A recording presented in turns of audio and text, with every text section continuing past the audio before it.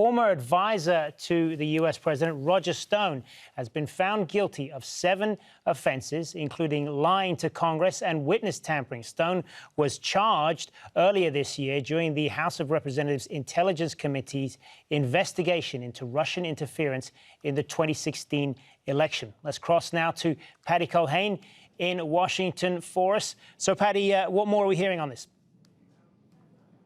Well, the jury has just come back. They didn't deliberate for very long, just about 7 hours over 2 days. So now we know Roger Stone, the self-labeled dirty trickster of politics, is facing some time in prison. As you mentioned, guilty on all 7 counts that he was charged on. That included obstructing an official investigation, obstructing justice, lying to Congress, which is a crime. So the bottom line here is the connection between WikiLeaks and those hacked Democratic emails. Now, Roger Stone publicly would go on Twitter before they were released and say something's coming. But then when he was asked about it in Congress as part of their ongoing investigation into Russian interference into the U.S. election, he basically said, wasn't me. It was coincidence. I was looking at public statements, didn't have any emails, didn't have any phone calls, didn't talk to the campaign, wasn't me.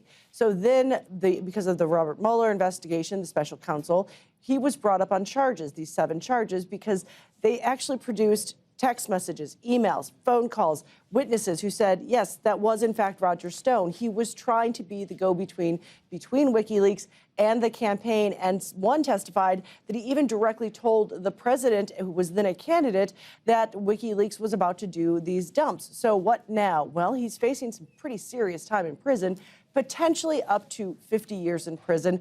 But that said, they'll go through federal guidelines, and there's all sorts of line items that they go through. He's not been convicted before. It wasn't a violent crime, so he's probably facing a lot less time than that.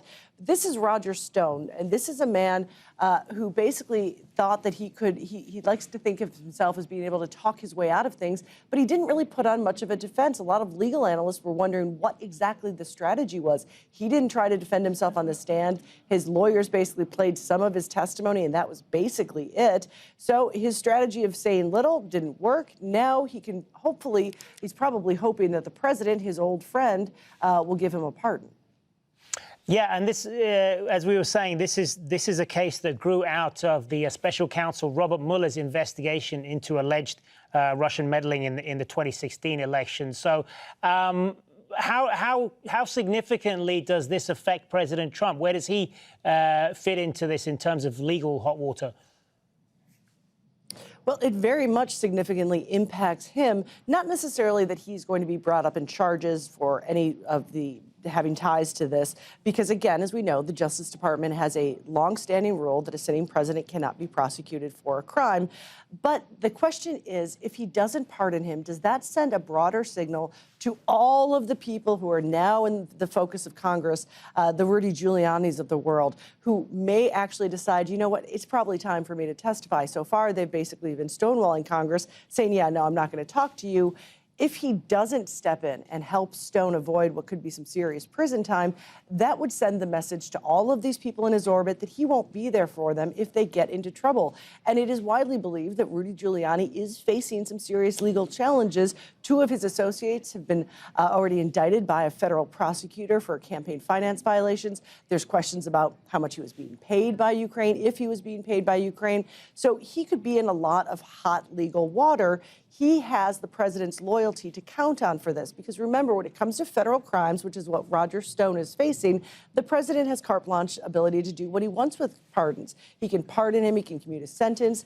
So those around the president are going to be watching closely to see how the president responds to Stone. Stone, for his part, obviously a very flamboyant character, known for his interesting suit choices and the fact that he has a tattoo of Richard Nixon's full face on his entire back.